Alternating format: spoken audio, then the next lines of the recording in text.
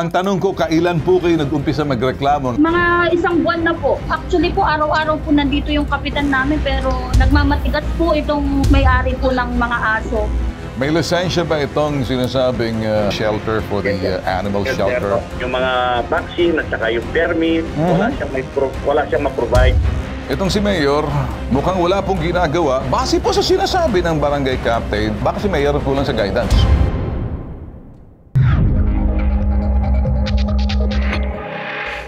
Kapag ang isang bahay, ang daming mga aso, yan ba'y dog pound? License ba? But make sure na maging responsable po nag-aalaga kasi kung ay dog pound o may-ari ka, I don't know kung dog pound ba yan or dog shelter ka, lisensyado ka. At hindi ka nakakasagabal, hindi ka nakakabuisit sa mga kapitbahay. Ito ngayon live, ang mga nagrareklamo sa atin. Good morning ho sa inyo. Good morning Vian? po. Morning po. Alright. Kumusta ho kayo ngayon? Naku sir, eto nga po, naka-face mask po kaming lahat kasi ngayong araw na to sobrang baho po. Kailan kayo nag-umpisa nagreklamo na perwisyo sa baho ng mga aso na yan dyan? Yan ba'y nakaabot sa barangay? At kailan nyo isinampang reklamo sa barangay chairman ninyo kay Kapitan? Mga isang buwan na po. Isang buwan mahigit na. Okay. So, kumikilos naman si Kap. Yes po, kumikilos Alright. naman po ang aming barangay. Okay. Kasi tatanong ko, yan ba'y lisensyadong dog pound ng munisipyo? Binigyan ba ng lisensya yan? Or talaga nag-a-adapt lang siya ng mga aso? Ang kanyang sinasabing... Naku, sir, wala po siyang lisensya. Wala po siyang permit. So, bahay lang siya? Yes po. Alright. Bakanting lote po siya na nabili po. Okay. Kapitbahay niyo siya, itong bahay na to? Ano po, kaharapan po namin siyang bahay. Okay, harapan nyo. So, meron na kayong petition na kung maaari i-relocate or ilipat na lang? Opo, ganun. Kaso Alright. wala- Nakaabot ba kay Mayor to? Opo. Ipinaabot na to ng Kapitan, tama? Yes po. Anong ginawa? Ganito lang. Anong ginawa daw ng Mayor? Binaliwala, pinakinggan, pinaimbestigahan, pinabisitahan? Ano daw? Pinapunta niya lang po yung mga sa Animal Kingdom dito. Kakausapin natin ngayon si Cap Arnold Arcilia. Cap Arnold Arcilia, magandang umaga po sa inyo, Cap. Well, Cap, ano pong nangyari dito? Nagreklamo mga kapitbahay ninyo, although ginawa mo ng hakbang, action, na pumunta ka ng munisipyo or sa mayor's Yes, sir. office. Ano pong ginawa ng inyong tanggapan dyan? O sa ng munisipyo? Since September 2023, 2024, unang nagreklamo yung kabarangay ko Okay. dahil sa sobrang amoy. Di ngayon, gumawa na kami ng pinatawag namin sir yung may-ari, si Mrs. Santoa. Si Mrs. Santoa, nung pumunta siya sa barangay, hinanap ko yung mga paper. Yung mga vaccine at saka yung permit, wala siyang ma-provide. O sabi ko sa kanya, for the meantime, kung wala pa kayong mga permit at ayusin nyo, huwag niyo munang dadagdagan yung aso. And then, gawa sila ng Poso Negro. Okay. Para yung waste ng aso, yung tayo, etc. waste, doon ilalagay para hindi mag-cause ng amoy. Hanggang ngayon, sir, walang ginawang, kaya lalong gumrabi yung amoy, sir. Alright. Okay. Tapos, Cap. si Mayor gumawa ng letter para bigyan silang within 5 days para sumagot. Ang sabi nila, hindi sila alis. So nakaabot kay Mayor to? Yes, sir. Yes, sir. Alright. Nagpadala si Mayor ng inspektor. Yes, sir. Yung veterinarian, sir. Nagpadala si Mayor ng city vet, tama? Yes, sir. Yes, sir. Okay. May lisensya ba itong sinasabing shelter for the animal Yes, sir. shelter? Meron Wala, bang sir. walang lisensya?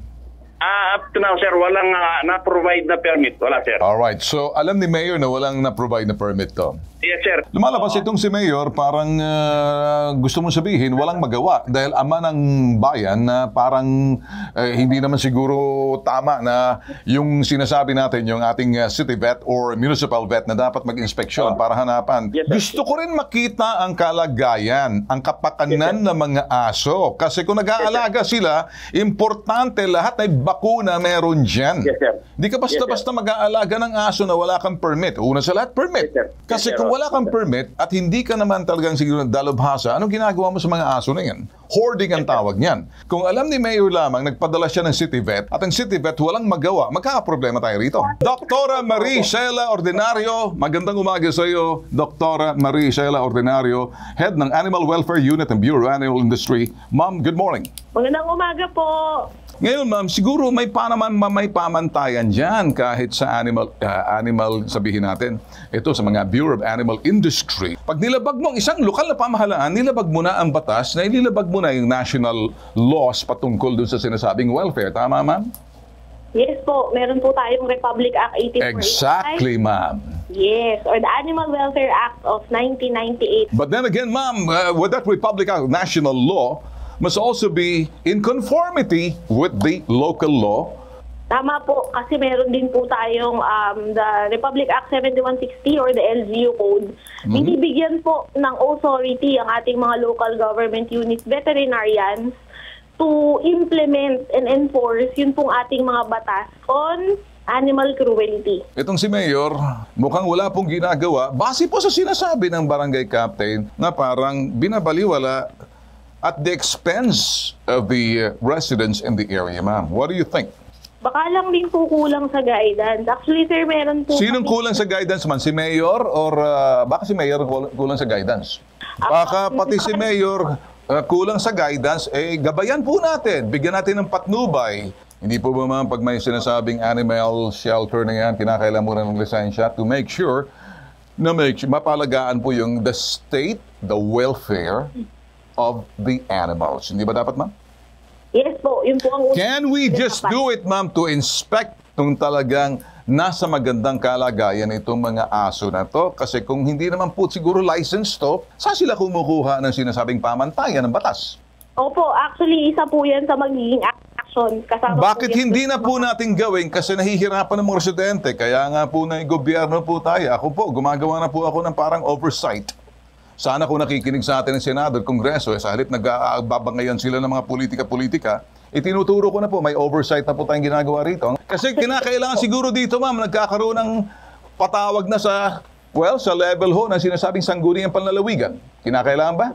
Opo, actually yun po yung pwedeng immediately na Well, ang immediate po, ma'am, magpadala muna kayo ng representante, gabayan ninyo, turuan nyo si Mayor at turuan yung sinasabing municipal vet to inspect ASAP to see if these animals are treated well for the welfare of the animal. Kaya nga po sinasabing head kayo ng Animal Welfare Unit, you have the right to inspect because they are in possession of these animals and the animals are also protected because of Animal Welfare Act, Republic Act 8485, RA 7160, LGU Code. Ma'am, lahat po yan. Ano pang kinakailangan natin gamitin dito? Iba yung pagpapatabad ng tungkulin, responsibilidad ng tungkulin isang public servant, iba naman yung pananagutan, iba yung accountability.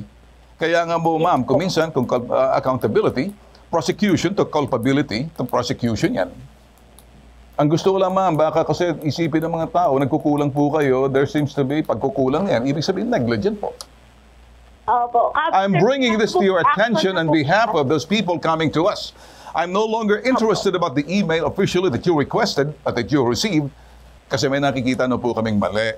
Sige po, we will... Unahan mo na, baka maunahan ka na, magpapapogi na pagkatapos. To the regional office. I-rescue niyo na po yung mga animal. Opo. Yes po. Yes, I sir. find cruelty kapag hindi po nakita ninyo sa loob, kawawa naman si Bantay.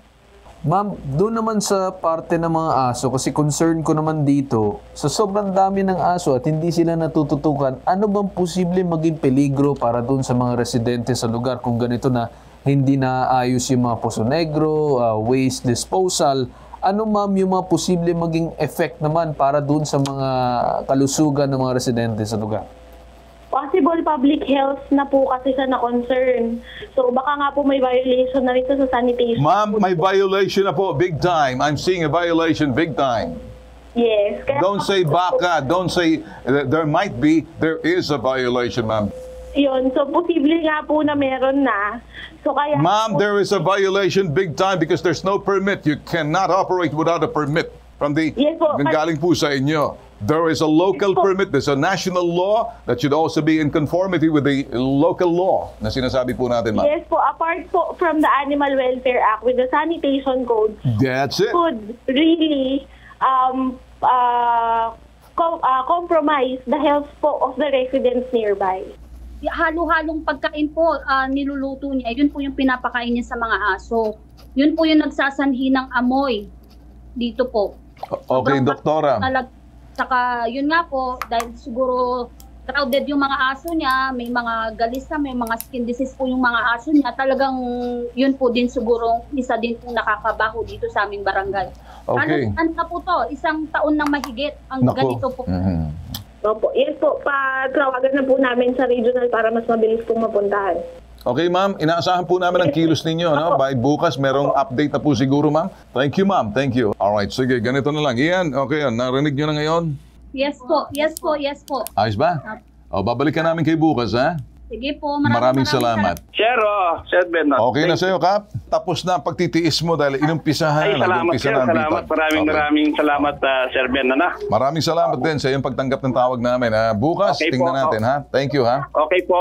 Ingat po and God bless Ingat. po. Okay, ganun din po sa inyo. Okay, sige. Nakausap ng bitag staff ang may-ari ng inarereklamong kapitbahay si Lovely. Kasalukuyan daw siyang nasa Tondo General Hospital. Bakit? Nag-hospital daw siya sa labis na stress na dulot sa kanya ng kapitbahay. Baka aso ang naka-stress sa'yo. Di na daw siya tinitigilan ng mga media sa labas ng bahay. Dapat lang. Handa raw siyang sumagot sa bitag. Subalit ngayon dahil nasa ospital siya, magpagaling ka. Magpaliwanag paliwanag niya sa bitag, isa siyang private dog owner lang. Itinanggi niya ng dog pound. Handa raw siyang sumunod sa pagiging utos ng payo ng munisipyo. Huwag mo nang antay ng munisipyo. Sumunod ka na. Ito na po ang pinalakas at pinalawak na bagong ipabitag mo health test. Kumilos ka na. Pronto!